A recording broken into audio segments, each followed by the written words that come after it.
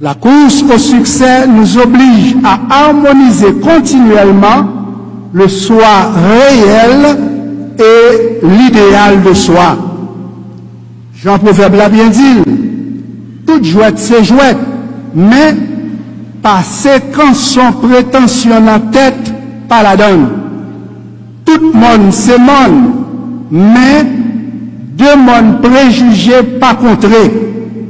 Ça contré, c'est une bonne avec un paquet. Un paquet avec une foule avec une pile victime préjugée. Oui, préjugé a fait trop moun, trop tête pa yo. Couleur peau, c'est beauté pa ou. Cheveux pa ou, c'est beauté pa ou, c'est pa ou. Et puis, ou belle.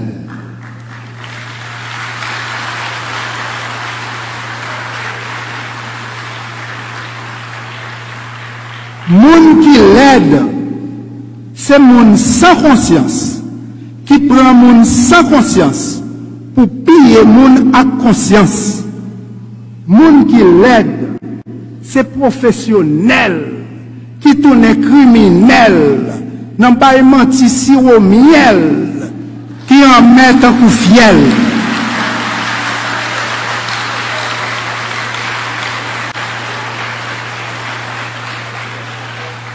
Toi, digne petit-fils, petite fille du berceau de l'humanité, sois fier de la couleur de ta peau, sois fier de la quintessence de ton être. Ta beauté transcende le visible. Plus tu aimes, plus ta beauté rayonne et illumine ton visage. S'aimer soi-même et l'amour de l'autre sont à l'image de nos deux hémisphères cérébraux. Leur synchronisation orientera inévitablement l'avenir de votre vie professionnelle et l'avenir de votre vie amoureuse. Comme vous en êtes témoin et conscient, permettez-moi de répondre à cette question que beaucoup de jeunes se posent. Pourquoi l'amour est aveugle? Voilà. Nous avons tous une amygdale dans chaque hémisphère cérébral. Quand on est amoureux, le cerveau désactive l'amygdale de l'hémisphère gauche. Voilà pourquoi tu as moins peur des dangers, tu deviens plus émotionnel, moins rationnel, et l'amour te rend un peu aveugle. Alors, la matière grise voit la vie en rose. L'euphorie de l'amour peut affecter positivement ou négativement votre vie professionnelle. Notre fameux Toto en c'est long. N'en fait Jacob Yvette. Toto à l'université, mais elle n'a pas qu'à étudier. Le soir, Toto amusé écrit belle lettre, lettre sous lettre, lettre qui paraît lettre pour le voyer par mesdames. Mais Toto pas jamais joué une réponse. A fait lettre ça a viré lolo, il est net. Toto elle prend canet, il pas passé. Papa le dit. Toto, qui j'en fait canet avec tout zéro ça yo la donne? Ou pas gêné? Toto répond. Non papa, m'pas ta ka gêné parce que c'est pas moi-même qui écrit tout zéro ça yo dans canet. Papa Toto fâché, lui dit, qui parole tête chat ça yo? Puis nous répéter. Oui, Toto craponnet, lui vire causé à, elle dit, tête chat ça, tellement boelette moi yo, mettre chat là, manger chat là, même moun fou saisi.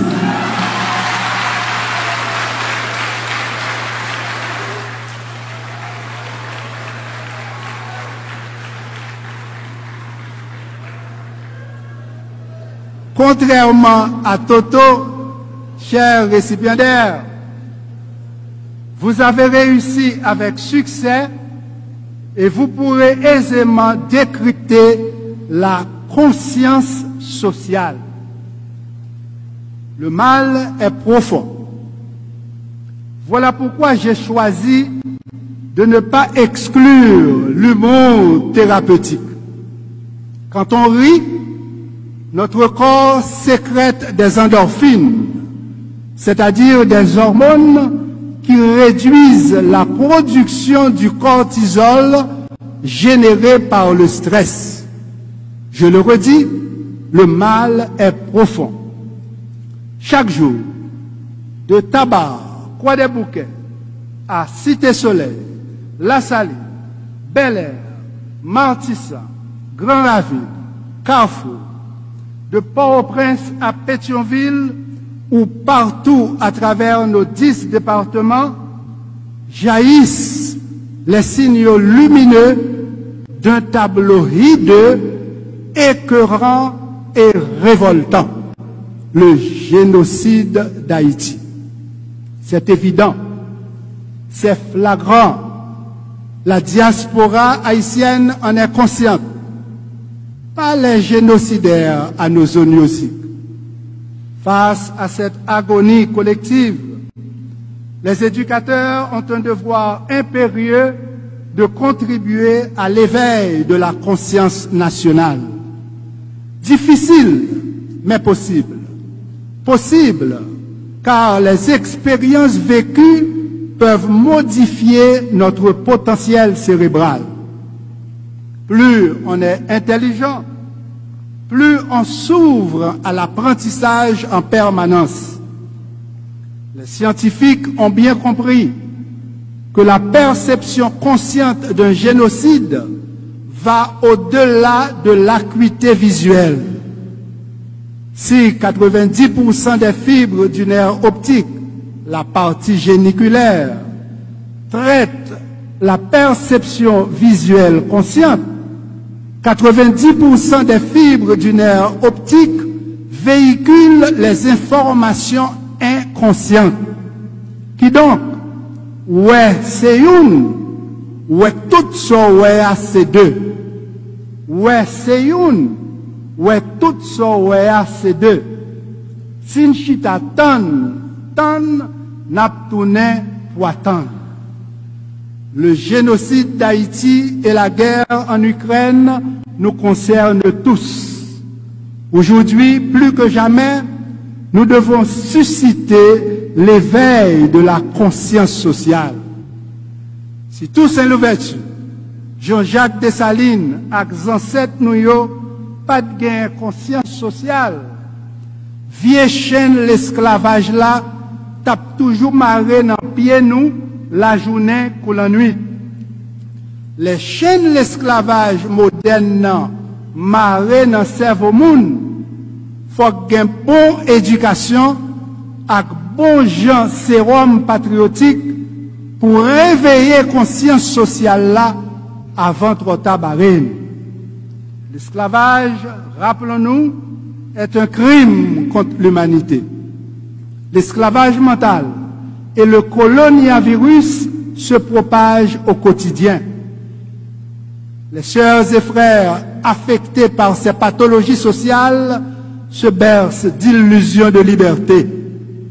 Plus le cerveau est psychologiquement enchaîné, plus on s'incline aux pieds de ses oppresseurs en rejetant la main de ses libérateurs. On l'a bien vu en 2004.